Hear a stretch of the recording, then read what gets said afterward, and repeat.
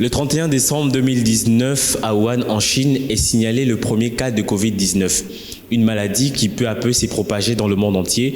Nos frontières sont fermées, les économies tournent au ralenti et nos dirigeants africains ont un choix à faire entre l'économie et le sanitaire. À tous et à toutes, bonjour, merci d'être connectés sur Forum Ado, votre émission qui donne la parole à la jeunesse. Pour le début de cette émission, je suis accompagné de deux charmantes demoiselles que je m'en vais vous présenter.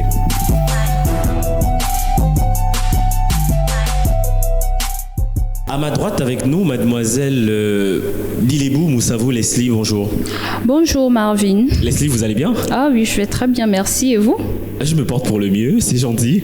Alors comme ça, vous êtes étudiante en licence 3, vous faites du droit privé à l'université. Exactement. Ça se passe bien? Oui, ça se passe bien jusqu'à ce que la pandémie fasse des ravages et du coup tout est fermé. Donc on espère que les choses vont rentrer dans l'ordre et que nous allons pouvoir reprendre nos activités comme à l'accoutumée. Et ce, incessamment sous peu. Alors vous êtes passionné comme ça des débats politiques et vous savez vous mettre au service des autres.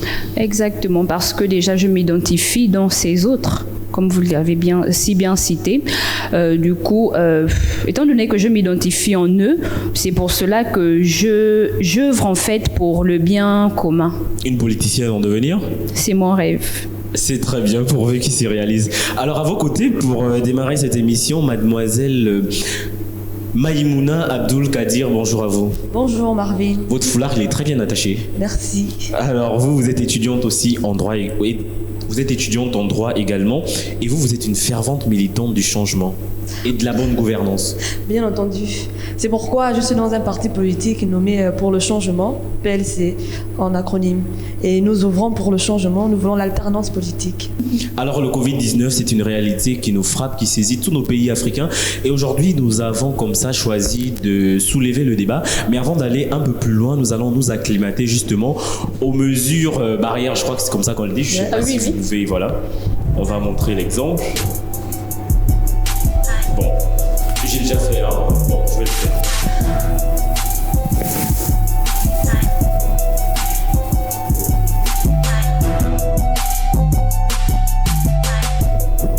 Nous sommes comme ça à Libreville au Gabon et lorsqu'on préparait cette émission, j'ai écouté des personnes qui étaient très sceptiques ou sinon douteuses, disant que le Covid n'est pas entré au Gabon justement peut-être à cause de la façon dont nos dirigeants communiquent. Mademoiselle Maïminoa, vous pensez quoi des communications gouvernementales? Elles sont fluides?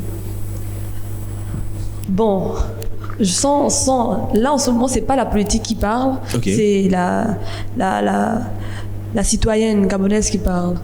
Au fond, depuis que cette histoire de Covid-19 a commencé, nous, les cas ont été mentionnés et jusqu'à présent, c'est le flou total sur la question. Et vous faites bien de mentionner les idées reçues par nos compatriotes sur la question. C'est parce que justement, le doute est là, le doute est légitime. Nous n'avons pas la clarté de la chose et c'est normal que... Oui, après, mais de quelle clarté vous parlez? L'État communique, l'État nous envoie des chiffres par communiqué de presse. Non, ce n'est pas suffisant? Non, ce n'est pas suffisant, malheureusement. Nous avons des chiffres, nous avons des statistiques, mais nous n'avons pas de preuves palpables. En France, on a vu des personnes hospitalisées, on a vu dans des journaux télévisés, on a vu des cas palpables. Et oui, ça pousse à craindre ce virus. Mais les gens, si vous voulez, n'ont pas peur de ce qu'ils ne voient pas. On ne voit pas, forcément, on n'a pas peur. On veut tous faire le Saint Thomas. Donc, les communications sont floues. Donc, c'est tout.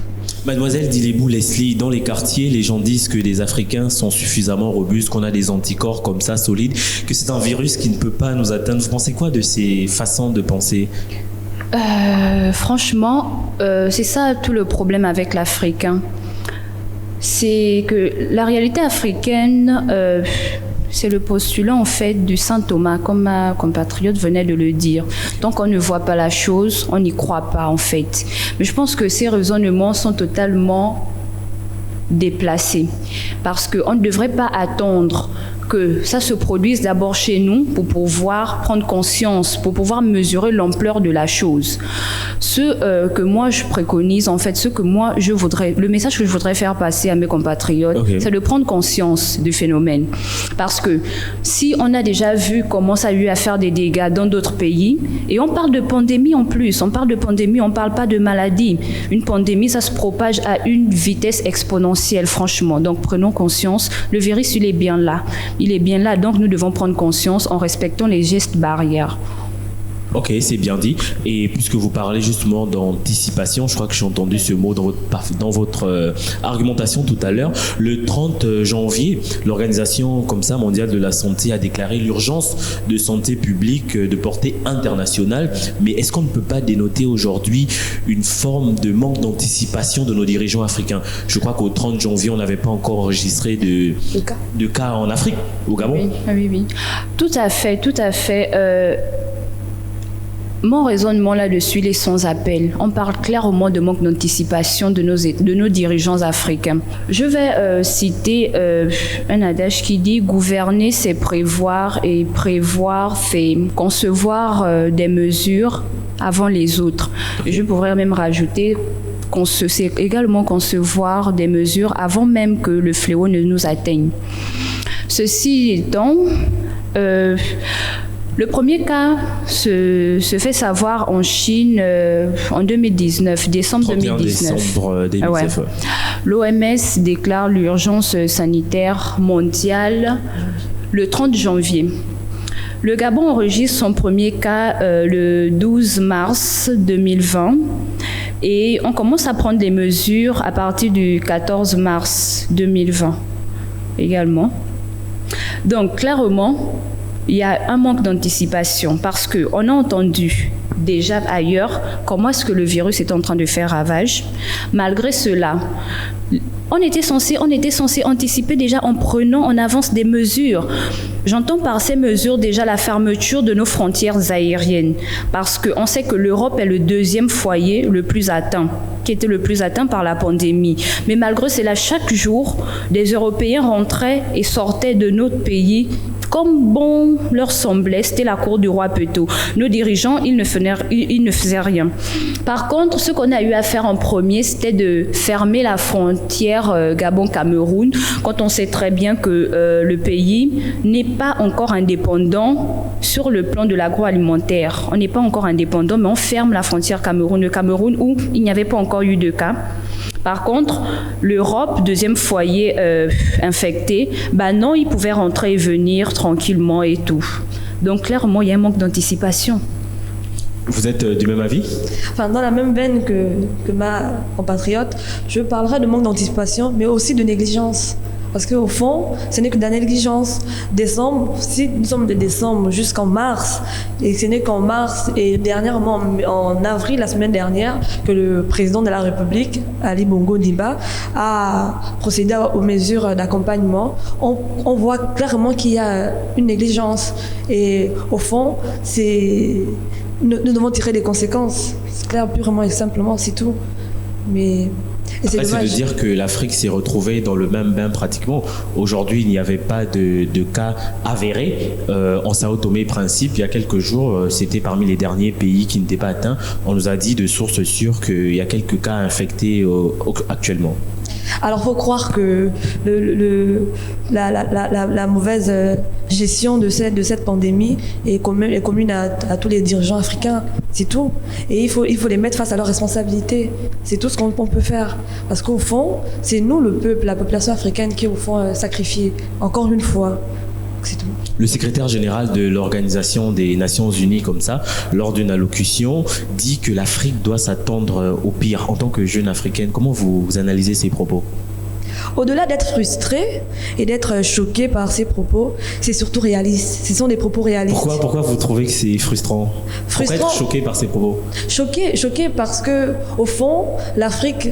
on voit la valeur que représente l'Afrique sur l'échiquier mondial. C'est clair. Ce n'est plus un combat de blancs contre des noirs. C'est un combat de plus fort et plus faible. Au fond, l'Afrique, aujourd'hui, ce qu'on le veut ou pas, elle est plus faible sur l'échiquier mondial. Et c'est réaliste. C'est réaliste parce que nous manquons cruellement des infrastructures sanitaires. La preuve, quand la pandémie est arrivée, la majorité des citoyens européens sont partis parce qu'ils n'avaient pas d'accompagnement sanitaire pour nous. Donc c'est normal. Encore une fois, je nous invite à la responsabilité, à notre responsabilité. C'est nous qui avons causé cette situation et c'est nous de la réparer. C'est tout. Dilebou Leslie, l'Afrique doit s'apprêter au pire. Comment vous recevez ces propos? Moi, franchement, je ne suis pas choquée face à ces propos. Je ne suis pas choquée parce que c'est purement et simplement de la réalité. Ces propos ne sont que le reflet, en fait, du regard de l'Occident face à l'Afrique, en fait. L'Afrique doit s'apprêter au pire, mais c'est une réalité parce que pendant des décennies, pendant des années que l'Afrique a, soit dit en passant, soit disons eu son indépendance, on espère bien que cette indépendance soit passée par l'autonomie financière, également aussi l'indépendance financière. Mais l'Afrique n'a rien fait en fait. Elle n'a rien fait vraiment concernant le développement de son pays. Sur les infrastructures sanitaires, il n'y a rien. Il n'y a vraiment rien. Prenons le cas du Gabon par exemple. On nous a dit qu'il y avait des cas, des potentielles personnes infectées. On a réquisitionné des hôtels pour affronter la crise. On a réquisitionné des hôtels. On a également réquisitionné aussi certains grands hôpitaux de la place. Mais malgré cela, ok, on réquisitionne des hôtels, on réquisitionne des hôpitaux. Mais est-ce que le matériel est approprié pour faire face à la pandémie? Déjà, depuis des années, on constate le système sanitaire en Afrique qui est totalement défectueux. Chaque année, il y a des grèves des agents. Il y a des grèves. Ces grèves sont dues à quoi? Non seulement le manque du personnel qualifié, mais également le manque de produits médicaux adaptés. C'est tout ça en fait. Donc moi, je ne suis pas choquée par ces propos. C'est simplement la triste réalité africaine. C'est tout. C'est de dire que le Covid-19 est venu frapper fort, mais surtout c'est venu mettre à nu quand même les tares de tout un continent, c'est-à-dire nos insuffisances, nos défauts. On voit le président Biya, lorsqu'il est malade et qu'il veut se soigner, qui part à l'extérieur du continent. Et c'est un peu la même chose avec ses homologues, dirigeants. On n'ira pas loin, notre président Ali Bongo dit bon, c'est pratique. Donc c'est de dire qu'après cette pandémie, je pense que les choses vont rentrer dans l'ordre, que nos chefs d'État vont mettre un peu plus d'accent sur les infrastructures sanitaires, parce qu'aujourd'hui, plus personne ne peut bouger. On ne le souhaite à personne, mais si les plus hautes autorités du pays aujourd'hui sont atteintes, elles seront contraintes de se faire traiter sur place. Après, espérer que la pandémie, étant donné qu'elle vient de mettre à nu les réalités africaines, c'est-à-dire les manquements, surtout sur le plan sanitaire, va amener nos dirigeants à prendre conscience. Je suis un peu sceptique face à la question, parce que ces problèmes ne datent pas d'aujourd'hui, ces problèmes datent d'hier. Est-ce que c'est une façon de dire que c'est une volonté manifeste de nous laisser dans ces conditions? Oui, c'est une volonté manifeste, je le dis et je l'assume en fait, parce que les choses paraissent avec clarté de l'évidence. Nos dirigeants africains, ils sont tellement égoïstes qu'ils ne pensent qu'à leurs propres intérêts parce qu'ils ont les moyens. On dit que l'argent, c'est les nerfs de la guerre. Ils ont des moyens. Ils savent qu'automatiquement, ils sont atteints de ce virus. On ne nous le montrera pas à la télé, mais ils prendront des jets privés pour aller chercher à se soigner en Occident. Ça, c'est une réalité. Mademoiselle Maïmouna, quelque chose à ajouter là-dessus? Non, je suis tout à fait d'accord avec ce que dit ma compatriote. Mais bon, encore une fois, vous me direz que que j'accuse nos dirigeants africains, mais c'est eux les responsables. C'est eux qu'on a choisis pour défendre nos intérêts. Donc, on ne pourra que se retourner contre eux quand nous sentirons lésés. Et c'est ce qui se passe exactement là en ce moment. Les mesures barrières nous ont été proposées comme ça par l'Organisation mondiale de la santé. Il faut très souvent se laver les mains, arrêter de serrer la pomme, des embrassades, ce qui est très africain. Mais lorsque son secrétaire nous dit que l'Afrique doit s'apprêter au pire, est-ce que quelque part il ne peut pas y avoir raison quand on regarde le comportement de nos confrères? Aujourd'hui, on avait un correspondant au Cameroun qui nous disait que la vie continue son cours, les marchés sont ouverts. Est-ce que quelque part c'est pas une forme, je dirais d'insouciance conscience ou d'inconscience, Maïmouna. Oui, naturellement, je suis tout à fait d'accord avec vous. C'est de l'insouciance et surtout de l'ignorance. Je pense qu'il y a un peu d'ignorance dans toute cette affaire. L'Africain, il se croit supérieur. C'est une race noire. Il est capable de tout surmonter. Il a connu la guerre, il a connu l'esclavage. Il s'est dit, ça va, c'est pas un virus qui va m'éteindre. Mais c'est de l'ignorance parce qu'on ne sait pas, on ne connaît pas. Et du coup, l'incivisme est justifié par cela.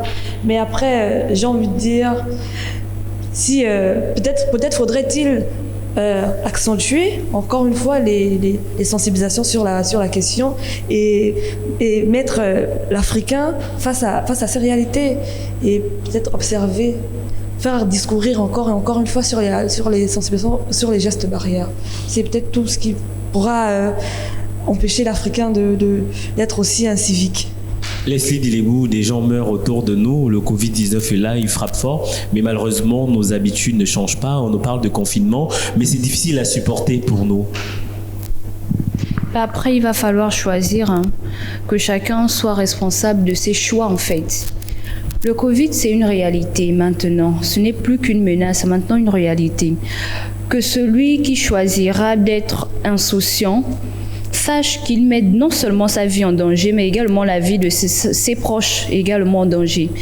Donc, moi, j'appelle simplement à la responsabilité personnelle de tout un chacun. Qui dit responsabilité personnelle dit automatiquement responsabilité collective. Parce que ce n'est pas qu'une affaire personnelle, mais c'est également une affaire collective. Parce que si je suis atteint du Covid, les probabilités sont grandes que j'infecte également mon entourage. Mais si vous me permettez... On vous le permet, nous sommes là pour ça. Je suis d'accord je souscris à sa position. Cependant, j'ai envie de dire, vu nos réalités, au fond, si nous ne mourons pas du Covid, nous mourrons au moins quand même de faim. Parce que c'est ce qui est sûr, c'est que confinement prononcé, état d'urgence prononcé, écoutez, j'ai envie de dire, le Gabonais qui se nourrit avec 500 par jour, qui n'a même pas 500 par jour pour se nourrir, ça va être un peu compliqué. On veut bien respecter les mesures barrières, les gestes barrières pour notre propre santé, mais il faut qu'on soit accompagné. Ah ouais. Oui, bon, après, on parle d'accompagnement. Je crois que le chef de l'État, il y a quelques jours, s'est adressé à la nation. Dans tous les cas, on reviendra certainement là-dessus dans une prochaine édition. Mais par contre, on parle de système de santé aujourd'hui. Nous sommes emmenés à être un peu plus hygiéniques dans nos comportements. Mais le manque d'eau, c'est une réalité quand même mondiale, mais une réalité encore plus africaine. Aujourd'hui, nous avons des régions de notre pays, de notre continent, où l'accès à l'eau devient difficile. Or, il faut se laver les mains, il faut rester hydraté. Est-ce que c'est une façon de dire que nous sommes déjà des damnés? Enfin, j'ai envie de dire, je vais répondre tout de go, oui. Oui, au fond, je pense que c'est quand même de la pure plaisanterie. On va pas mâcher les mots. C'est de la pure plaisanterie que de dire lavez-vous les mains, parce que je pense que tout le monde on reçoit tout le temps des messages du gouvernement, lavez-vous les mains. Mais oui, mais vous voulez qu'on fasse comment? Il n'y a pas d'eau. On lave comment les mains? Avec du savon et sans eau. J'ai envie de dire, c'est de la pure plaisanterie et c'est de l'ironie que de penser qu'on pourrait affronter le virus sans avoir au fond des capacités fondamentales pour pouvoir y accéder. Donc, de qui se moque-t-on? Dilebou Leslie, il y a des régions où de l'eau vient une fois par semaine, il y a même des endroits où de l'eau n'arrive presque jamais, je vais le dire comme ça. Je vais reposer la question à mademoiselle Leslie Dilebou, est-ce que c'est dire que nous sommes des damnés? Oh, sans aucun doute, nous sommes clairement des damnés. Parce que on ne peut pas dire aux gens de respecter une mesure alors qu'il n'y a pas une mesure d'accompagnement également pour ça. Ils nous demandent de faire confiance à quoi? À la foi religieuse, que l'on implore en fait la bienveillance de Dame Nature, c'est-à-dire la pluie. Ok, oui. Si déjà nous sommes dans des endroits, parce que c'est une réalité africaine, une réalité gabonaise, vous allez m'excuser de revenir à chaque fois sur le Gabon, mais je préfère prêcher sur ce que je vis. Il y a des coins comme dans les PK13, il y a des coins qu'on appelle au rail. Ils s'alimentent encore avec l'eau des sources. On est au 21e siècle, on est en 2020. En 2009, on nous a parlé de politique d'émergence. Qui dit émergence signifie développement, on est d'accord. Développement, c'est quoi? Moi, je crois que pour parler de développement, il faudrait d'abord... Pas développement, mais marche vers le développement. Marche vers le développement, ok, d'accord. Mais c'était un projet, oui, c'est un processus. Mais après, il faudrait qu'on voie réellement la gradation. Il faudrait le changement, il est évolutif. Qu'est-ce qu'on a déjà vu jusque-là? Donc, on se pose la question. Ok, on se pose la question. Alors, et là, je vois Patrick Bentomain depuis le Bénin sur l'écran. Patrick, bonjour. Alors, dis-nous comment les choses se présentent au Bénin actuellement.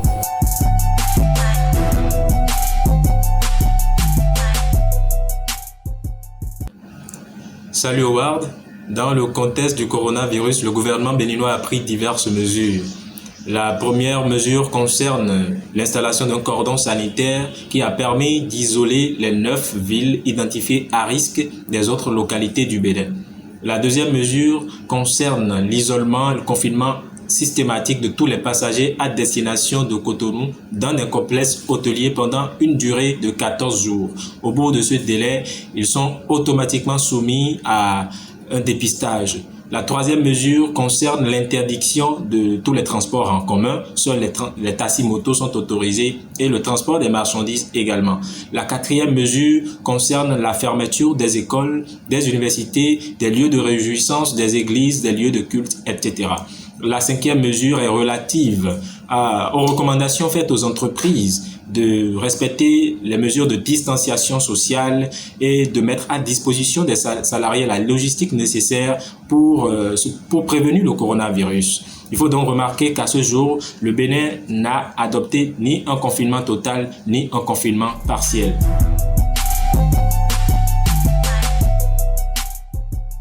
Merci bien et on choisit de saluer comme ça tous nos correspondants de la sous-région qui sont chez eux confinés à cause du Covid-19. Le confinement, c'est une réalité qui est en train de nous frapper, même s'il y a encore des sociétés qui ont choisi justement, on écoutait Patrick tout à l'heure qui nous parlait du Bénin qui est dans une posture de cordon social. Voilà, un cordon social, il n'y a pas de confinement. Le président béninois l'a dit, confinement total, non au Bénin. Qu'est-ce que vous pensez du confinement ? Confinement partiel, total ou confinement tout simple? Du confinement tout simple, qu'il soit partiel ou total. Déjà, tout à l'heure, dans mon approche, je le disais. Confinement, oui. Je suis pour le confinement. Après, on va parler de dépistage, de masse. Mais le confinement, je suis pour le confinement. Cependant, encore une fois, je disais, on veut bien être confiné, mais il faut bien être confiné aussi. Parce que si on ne meurt pas du virus, je le répète encore une fois, on mourra de faim. C'est clair. Donc, confinement total, oui. Après, il y a une réalité qui est là derrière, c'est que l'économie africaine, gabonaise en particulier, elle est fondée sur l'informel. C'est compliqué. Il y a des foyers qui vivent le jour par les provisions qu'ils ont de leurs marchandises. Confinement total voudrait dire qu'il n'y a plus de revenus, l'économie en baisse. Et quelle solution pour nous? Que nous reste-t-il en fait? C'est tout. Une fois qu'on aura répondu à ces questions, je pense que on pourra mieux appréhender l'approche confinement, partiel ou total. Nos dirigeants ont la réponse à ces interrogations-là. Dilebou Leslie, on parle aujourd'hui de confinement, qu'il soit total ou partiel. Les gens sont chez eux. Est-ce que confinement seul suffit pour endiguer ce phénomène? Déjà, mon raisonnement là-dessus... pour éviter sa prolifération. Oui, ma position là-dessus, elle est partagée. Parce que, déjà, lorsque j'entends ce président refuser catégoriquement le confinement, c'est ça. Il refuse catégoriquement le confinement. Sous prétexte que l'économie serait déjà à mal, en fait. Ce n'est pas un prétexte, on ne peut pas le dire comme ça, parce que le monsieur, lorsqu'il parle, il dit que son pays est assis à 80% sur l'économie informelle. Donc, ce serait suicidaire que d'annoncer un confinement total. Ah d'accord, ce serait... Économiquement suicidaire. Ok, économiquement suicidaire, parce que j'allais dire, ok, d'accord, donc c'est pas suicidaire de s'exposer à la pandémie, mais c'est suicidaire de... pas faire le confinement sous prétexte que, je vais toujours dire sous prétexte que l'économie sera mal. Ok, d'accord. Pensez-vous que les enjeux économiques soient plus importants que les enjeux humains? Que je sache, L'économie ne se pilote pas seule. On a besoin d'un être humain, vivant et viable, pour pouvoir piloter l'économie. On a besoin d'un homme pour pouvoir manier les machines. S'il n'y a plus de vie humaine, comment est-ce que l'économie va être remontée? Par qui? Non, mais après, c'est quand même contradictoire. Ok, d'accord, l'économie est à mal, du coup, on ne veut pas de confinement, Mais après, je crois que si toute la population est infectée, l'économie va davantage se dégrader parce qu'ils ne pourront plus vaquer à leurs occupations. Donc, on est dans la même position, en fait. Moi, je pense qu'il vaut mieux opter pour le confinement partiel, soit dit en passant, pour pouvoir au moins limiter les dégâts. Il y aura des gens qui seront infectés, on n'en disconvient pas, il y aura des gens qui seront guéris, il y aura ceux-là qui vont mourir, mais toujours est-il qu'il y aura une partie qui va résister, une partie qui va vivre et après on va penser maintenant à comment redresser l'économie. C'est ma position. Merci bien pour votre position. Vous l'avez dit, mademoiselle Maïmouna Kadir, si on ne meurt pas du Covid-19, assurément, on mourra de faim. Nos États africains aujourd'hui sont face à cette interrogation. Quid de l'économie ou du sanitaire? Il faut assurer aujourd'hui. Alors, bon, bien entendu, je partage partiellement l'approche de ma compatriote Dilebou Leslie. Ok. Je refuse, peut-être le problème il est mal posé, je refuse de penser que l'économie est strictement liée à l'humain. Je pense Okay. qu'il n'est pas décrété confinement total ne veut pas aussi dire que tout le monde sera infecté, hein. Tout le monde sera infecté, tout le monde mourra. Je ne pense pas que c'est ce qui est envisagé. Mais c'est envisageable. Aussi, je crois que cette épidémie, cette pandémie, je pense que comme l'Ebola, comme la peste, les pandémies qu'on a connues d'ailleurs, sont passagères. Il faut réfléchir à la question d'après-corona. Si aujourd'hui nous sommes tous confinés, l'économie est effondrée, l'après-corona, qu'est-ce qu'on fait? Quelles sont les réalités? Il y a ça, il faut nécessairement harmoniser économie et humain. Et humain. Du coup, il faut des justes mesures. Je pense qu'il faudrait faire le juste milieu sur la question. On n'aura pas choisi entre économie et sanitaire. Moi, je pense qu'il faudra faire un simplé, c'est tout. Le Covid-19 est venu sauvagement, je veux le dire comme ça, bousculer nos habitudes. On se souvient bien d'une scène qu'on avait vue, d'un neveu qui vient saluer son grand-oncle en plein ministère des Affaires étrangères et lui qui refuse justement de serrer la paume de son petit-neveu. C'était un tout petit choc pour lui. C'est dommage, on n'a pas pu l'avoir à l'antenne. Covid-19 est venu changer nos habitudes. Comment vous vivez le fait de ne plus pouvoir serrer la paume à des amis, à des compatriotes? Après... On le vit très mal parce que ça chamboule, comme vous l'avez si bien dit, ça chamboule nos habitudes. Mais après, en temps de crise, il y a des mesures exceptionnelles. Du coup, nos habitudes doivent être exceptionnelles également. On est obligé de s'arrimer, en fait. On n'a pas le choix. C'est soit de contracter le Covid, soit... Non, en fait, oui, c'est ça en fait. Soit on choisit de contracter le Covid, soit on choisit de ne pas le contracter. Du coup, on est obligé, on n'a pas le choix de changer nos habitudes, même si, a priori, ça frustre, parce que nos habitudes changent. Il y a forcément certaines personnes qui n'ont pas encore intégré cela. Du coup, lorsqu'on va auprès des autres et tout, on va avec la même fougue, avec les mêmes habitudes qu'avant. Et le comportement des autres est assez, on va dire, peut-être un peu frustrant, parce qu'eux, ils ont déjà intégré les gestes barrières et du coup, ils sont sur la défensive. Et on a pour qui, justement, voilà, ils le vivent très mal. Oui, ils le vivent très mal. Et du coup, c'est pas facile, en fait, de s'adapter automatiquement, mais on est en état d'urgence. On est en temps de crise. Ce sont des mesures exceptionnelles. Donc, on n'a pas le choix, en fait. Mais je pense qu'on ne devrait pas prendre les attitudes des autres trop à cœur. Non. On ne devrait pas en vouloir ces derniers. Non. Mademoiselle Kadir, s'embrasser, c'est africain, on ne peut plus le faire aujourd'hui. Oui, c'est un peu compliqué. J'avoue, pour moi, personnellement, moi étant une personne très tactile, c'est un peu compliqué. Et des fois, on oublie. Le cerveau, avant de s'habituer à un élément nouveau, il faut que celui-ci s'enrichisse. C'est compliqué. Enfin, pour la petite anecdote, moi, dans la grille des frustrations, j'ai contracté une grippe. Une simple grippe. Ok. Non, vous voyez vos réactions. J'ai contracté une simple grippe à mon lieu de travail. J'ai bénéficié de 2 semaines de confinement pour suspicion d'avoir le coup de corona. Mais après, je n'ai pas pris personnellement, j'ai compris, okay. On le comprend, on comprend que tout le monde en ce moment, tu pourras tousser, que je tousse là maintenant, ça mettra, le doute sera là. Et c'est légitime, c'est normal. Donc c'est compliqué, mais il faut le faire. Il faut respecter scrupuleusement les gestes barrières. Il n'y a que comme ça qu'on pourra endiguer le virus. Vous êtes toutes les deux étudiantes en droit et voilà, il y a une situation quand même qui n'a pas su passer inaperçue un peu partout en Afrique, qu'on soit au Congo-Brazzaville, qu'on soit où on a vu ça dernièrement en plein cœur de Dakar.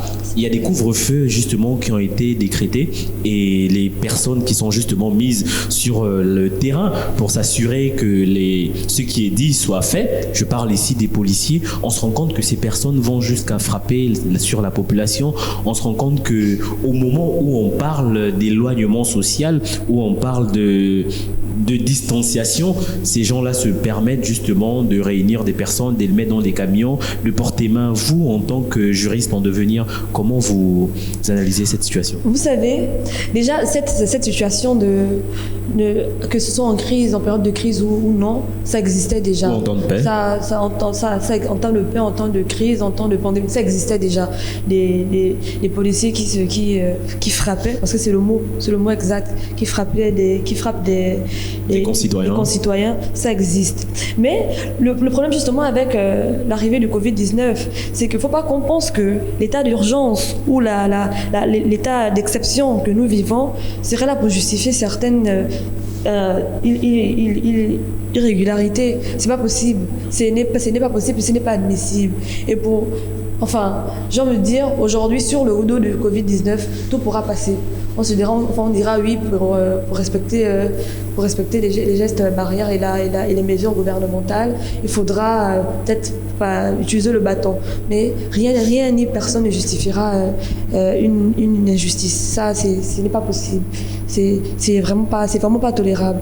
Et ça, je le prends personnellement. Parce que j'ai déjà été témoin d'une scène comme ça. Et c'était choquant. Même pas ma voix de juriste a pu faire grand-chose. Hein. Donc, ça existe. Et c'est des trucs ce sont des éléments à prendre en compte quand on prend certaines mesures, c'est tout. Leslie, votre avis? Je suis totalement d'accord avec ma compatriote. En temps de crise, en temps de mesures exceptionnelles, cela ne justifie nullement le fait que l'on puisse user arbitrairement des pouvoirs qui nous sont dévolus. Non, je ne suis pas d'accord avec. C'est vrai que l'Afrique a une mentalité assez particulière, vraiment assez particulière. Il faudrait que l'on répète la chose plusieurs fois pour qu'ils puissent l'intégrer. Toutefois, vous n'allez pas sensibiliser la population concernant les risques du corona, que ça tue. Mais pour autant, le fait de ne pas respecter les mesures, vous frappez sur les gens. Quand on sait très bien que la matraque également peut tuer. Donc, vous ne voulez pas qu'on meure du corona, mais vous voulez qu'on meure en fait de coups de matraque. Je ne suis pas d'accord. Alors, on va, dans ce même élan, regarder encore cet élément qui nous vient cette fois-ci de la Côte d'Ivoire.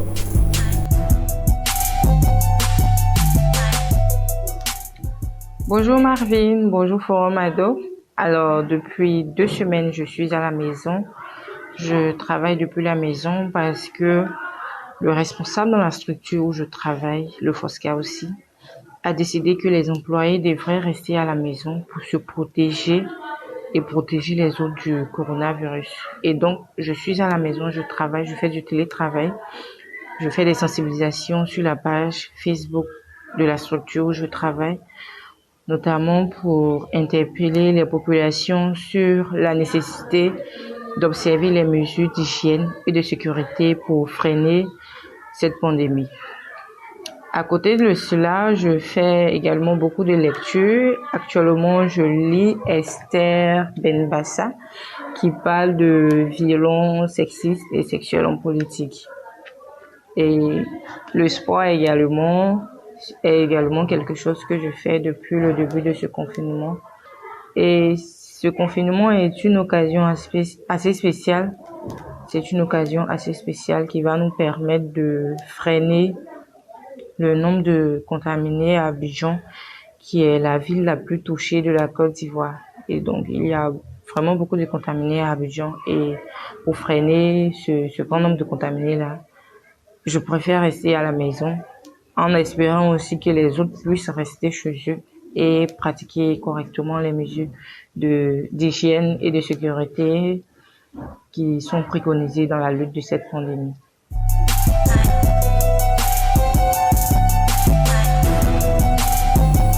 Merci Khadija Bakayoko et on se dit à très bientôt pour toujours encore un peu plus d'actualité.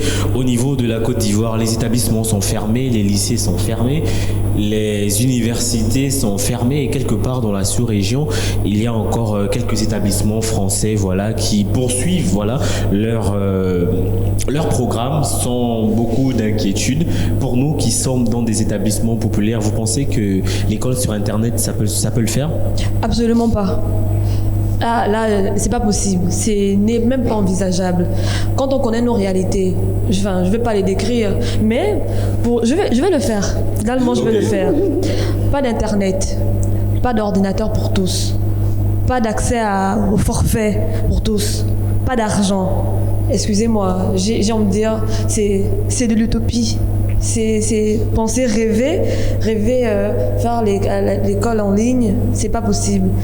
Nous, déjà... Oui, ce n'est peut-être pas possible en temps normal, mais en temps de crise, tout devrait être possible maintenant. Déjà en temps normal, laissez-moi vous dire, moi je suis étudiante à l'université Omar Bongo. Okay. Ça va faire plus de 5 ans que je suis à l'université Omar Bongo. La normalité, au fond, on ne la connaît pas. Quand on fait deux années, une année universitaire en 2 ans, c'est pas ce qui est normal. Donc, j'ai envie de dire, en temps de crise, excusez-moi, peut-être que c'est moi qui suis un peu parano, mais si en temps normal, 1 an vaut 2, en temps de crise, 1 an vaudra peut-être 4 ans. Donc, non, l'école en ligne, c'est pas possible. Je sais pas qui nous a fait croire qu'on pourrait penser, envisager cette situation, mais ce n'est pas possible. Ce n'était que de l'heure. C'est matériellement pas possible. Niveau matériel, c'est tout. C'est tout. Dites-vous, Leslie, de votre côté, on a quand même l'assurance que l'État peut s'organiser avec les partenaires sociaux, avec les différentes entreprises fortes économiquement, qui nous environnent, puisque ces entreprises ont quelque part une responsabilité sociale. Je crois que c'est comme ça qu'on le dit. Vous pensez que l'école sur le net, ça puisse voir le jour? Vous savez, si on était dans un état normal et qu'on avait également un état normal. Normal, oui. Je le répète, si on était dans un état normal avec des dirigeants normaux, ça aurait pu être envisageable. Vous savez, nos dirigeants africains, ils ont tendance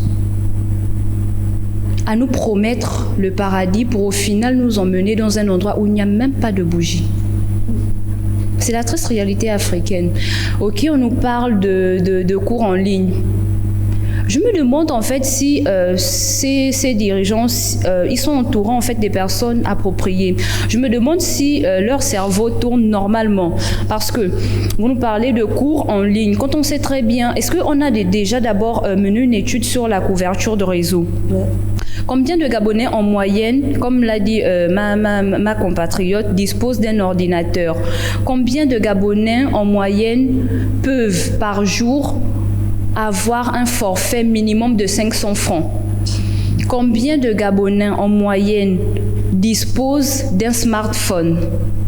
Oui, mais ça, c'est autant de questions qu'on devrait se poser en temps normal. Justement, mais maintenant que nous sommes en situation de crise, mais justement, ce sont des réalités. Les opérateurs, par exemple, de téléphonie mobile peuvent s'organiser avec l'État pour faire en sorte justement qu'on puisse arriver à cela. Ouvrir Internet, oui, attendez, pour permettre aux gens d'être connectés. Oui, vous croyez que nous rentrons suffisamment dans l'estime de nos dirigeants? Non, mais si je peux me permettre, au-delà des considérations personnelles qu'on pourrait avoir contre nos dirigeants, je pense que même si les opérateurs économiques avaient l'intention, la bonne volonté, la bonne foi de participer à la lutte contre le Covid-19 en procédant des gratuités de certains services, je pense que niveau faisabilité, encore là, ça serait compliqué. Parce que recenser aujourd'hui toute la population, tous les étudiants, on va citer que le cas de l'université Omar Bongo, et je citerai que le cas des étudiants en droit. Nous sommes plus de 11 000. Enfin, je veux dire 11 000, c'est vraiment parce que c'est approximatif. Le recensement de tous ces étudiants se fait quand, comment, où. C'est compliqué. Il y a tout ça. Au fond, vous verrez que le Covid-19 vient au fond mettre encore une fois en exergue toutes nos insuffisances. Et c'est dommage que la matière éducative ne soit pas l'intérêt de nos dirigeants. Parce que sinon, ces questions devraient être apurées depuis. On ne devrait pas être là à réfléchir comment faire. Aujourd'hui, il y a des élèves qui passent le baccalauréat. Nous sommes au mois d'avril aujourd'hui. Ma petite sœur, elle est en terminale au lycée Léon Bas. Et en avril déjà, mais elle n'avait pas encore ses bulletins du deuxième trimestre. Vous voyez quelle est la situation. Et même s'il fallait procéder par mimétisme, comme on a l'habitude de faire avec les Français, vous conviendrez avec moi que c'est un peu compliqué parce qu'en France, ils ont décidé que les examens, le baccalauréat c'était annulé, on considère que les moyennes annuelles. Nous sommes qu'au deuxième trimestre en avril. Et avec la pandémie, nous ne savons pas combien de mois ça prendra. Et encore une fois, c'est le peuple gabonais, c'est la jeunesse gabonaise qui est sacrifiée. La jeunesse africaine, en général. Ouais.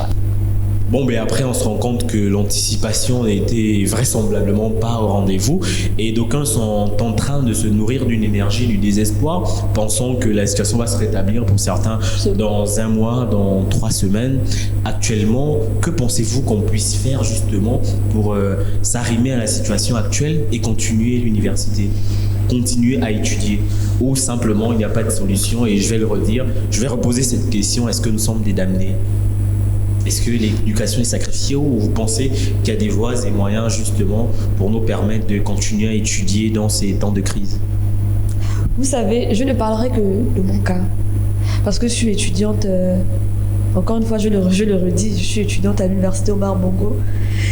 Cette situation, au fond, j'ai envie de dire, c'est comme un appel, un message à tous mes compatriotes. Je vous invite juste à la responsabilité professionnelle, personnelle, parce que on est confinés, nous sommes confinés tous autant que nous sommes. La situation actuelle ne se résolvera pas comme ça, par magie, et l'université sera toujours fermée. L'alternative qui nous restera sera peut-être de s'auto-instruire, en lisant des livres, en parcourant certaines revues, il y a ça. Par contre, pour nos plus jeunes, j'ai pensé, comme c'était le cas au Congo, j'ai pensé qu'on pourrait procéder à l'éducation par télé pour les pré-primaires et les primaires. Ça, comme pour un journal télé, on identifie une horaire pour tous, où il y aura des formateurs qui... Fixez la caméra droite dans les yeux et dites-le. Je suis sûr qu'après votre message, je suis sûr que les mesures vont être prises dans ce sens-là. Alors, je pensais à l'éducation par télé pour nos plus petits frères. Il s'agira concrètement de fixer un programme, les horaires déterminés auxquels des formateurs viendront et distribueront des cours comme ça, en respectant le programme éducatif annuel.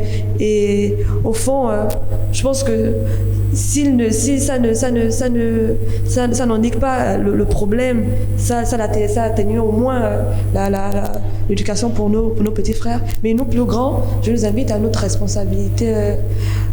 citoyenne personnelle. C'est à nous, enfin, nous sommes laissés, encore pour une fois, nous sommes laissés pour compte et nous ferons avec. On va s'auto-instruire, quitte à s'auto-instruire, nous devons le faire. Parce qu'on dit telle éducation, tel fruit. C'est à nous, au fond, notre responsabilité aujourd'hui qui est mise en œuvre. C'est tout. Leslie Dilebou, critiquer est une chose et faire des propositions en est une autre. On vous écoute.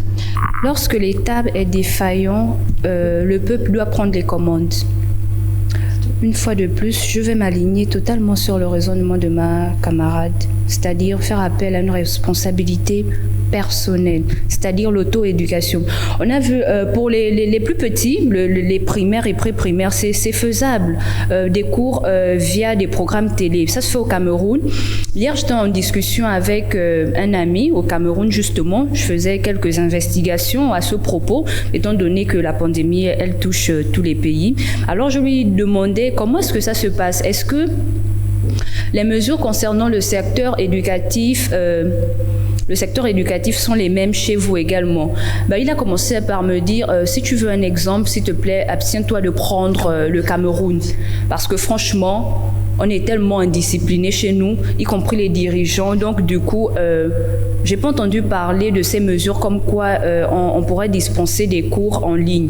Par contre, ce qui se faisait, c'était des programmes en ligne pour les primaires et pré-primaires, c'est-à-dire donner des cours en ligne via des programmes télé. Ça, c'est faisable. La réalité camerounaise, elle se joint également à la réalité gabonaise. Pour nous, vraiment, le cycle universitaire, c'est beaucoup plus complexe, étant donné déjà les effectifs qui sont tellement lourds et la diversité des branches qu'on étudie. Donc franchement, il faudrait une réelle harmonisation de tout ça, et de la part des enseignants et de la part du gouvernement, que tous se mettent en symbiose pour pouvoir vraiment ficeler, mais vraiment un programme efficace. Mais vous savez, aujourd'hui, quand on appelle à la responsabilité individuelle de chacun en matière éducative, c'est là vient encore mettre en exergue le manque d'intérêt, le désintérêt total de nos dirigeants sur la question éducative. Et si aujourd'hui, cette pandémie met en exergue cette insuffisance, j'aimerais, et ça c'est un vœu. Est-ce qu'en réalité c'est un manque d'intérêt ou justement l'État est confronté je pense à un problème qui dépasse justement ses capacités? Ils sont non seulement dépassés, mais il y a aussi ce manque d'intérêt qui est nourri depuis longtemps. Ce n'est pas la pandémie, ce n'est pas avec la pandémie qu'on connaît les insuffisances du secteur éducatif ici au Gabon. Je dis, déjà c'est un message que je lance à tous, à tout le peuple gabonais, tout le peuple africain où qu'il se trouve. C'est-à-dire que si aujourd'hui l'insuffisance du gouvernement nous emmène aujourd'hui, nous, peuple gabonais, nous qui avons érigé ces gens-là pour défendre nos intérêts à notre propre responsabilité, c'est qu'il faut tirer les conséquences. Il faut tirer les conséquences là maintenant et peut-être qu'après le virus, voir les mesures qu'il faut prendre pour que ceux qui sont censés nous représenter ne le soient plus et que ceux qui veulent le faire le fassent bien, c'est tout. Parmi les confinés au Cameroun, nous avons notre correspondante Eden Tchania. La question vous est posée, Eden, comment est-ce que vous vivez le confinement actuellement?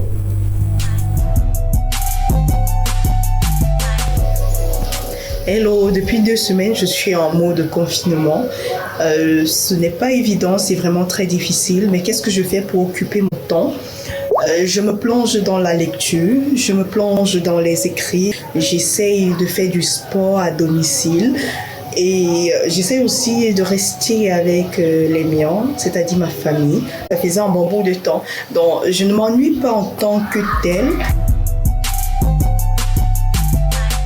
Depuis 2 semaines, disons, je travaille depuis la maison, je travaille en télétravail, en freelance, je suis professionnellement collaborateur d'avocat, rédacteur web et tout ça je le fais depuis ma maison.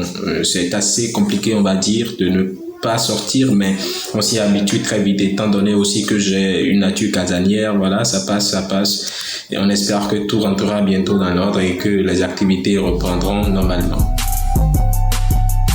Bonjour Marvin, je passe actuellement mon confinement à Nice, ville dans laquelle je poursuis mes études. Mon confinement se passe très bien. J'essaie de respecter au mieux les consignes de l'État en restant chez moi. Mon temps libre, je le passe en essayant de lire, en regardant des informations et le reste du temps, je suis sur Netflix et les réseaux sociaux comme tous les jeunes. Mais la plupart du temps, je suis en cours, étant donné que les cours continuent toujours via Internet. Donc j'essaie vraiment de me créer, pas j'essaie, mais une routine c'est quasiment créée. C'est vrai que tous les jours se ressemblent, mais on essaie de supporter au mieux dans la mesure où la mesure de confinement est une mesure qui nous permet de nous protéger nous-mêmes et de protéger aussi autrui.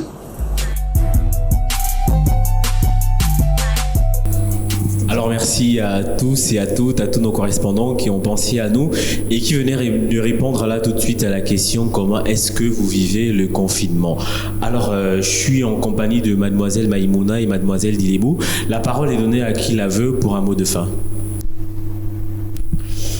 Alors, je prendrai la parole, mais je ne serai pas longue, de telle sorte que ma compatriote puisse prendre la parole en mot de fin. En mot de fin, je ne pourrais dire, je n'inviterai encore une fois qu'à nos chers compatriotes de respecter scrupuleusement les mesures barrières. Pour l'instant, il n'y a que comme ça que nous pouvons procéder à la lutte contre le virus. En attendant que nos dirigeants réfléchissent sur la question, je pense que respecter scrupuleusement les gestes barrières, à savoir se laver les mains, encore faudrait-il qu'il y ait d'eau, se laver les mains, éternuer dans le coude, respecter les 1 mètre de distanciation. Et puis, je pense que pour le moment, c'est ce que nous pouvons faire de notre côté. Au fond, se responsabiliser, c'est ça. Moi également, je ne vais pas être longue comme mot de fin. Ce que je dirais simplement à mes confrères de toute l'Afrique en général, c'est de prendre conscience de la pandémie. Le corona n'est plus une menace. Le corona, c'est une réalité à présent. Donc, plus vite on prendra davantage conscience de la pandémie, plus vite on exécutera les gestes barrières, plus vite on se soumettra aux mesures prises par nos gouvernants, par nos dirigeants. J'appelle simplement à la responsabilité individuelle de tout un chacun. Responsabilité individuelle qui conduit automatiquement à la responsabilité collective. C'est tout. Merci pour vos fabuleuses phraseologies. Nous étions avec mademoiselle Maïmouna Abdul Kadir. Merci d'être venue. C'est moi qui vous remercie. Alors, à vos côtés, nous étions également avec Dilebou, Moussavou, Leslie. Merci de nous avoir fait honneur de partager ce plateau avec nous. C'était un plaisir, rassurez-vous. Le Covid-19, comme le disait quelqu'un sur le plateau, ce n'est plus une menace, mais c'est une réalité. Respectons les mesures barrières qui ont été édictées et toutes ces mesures-là, justement, qui ont été édictées par l'Organisation mondiale de la santé. Entre-temps, il y a le confinement à gauche, il y a l'éducation qu'il faut continuer.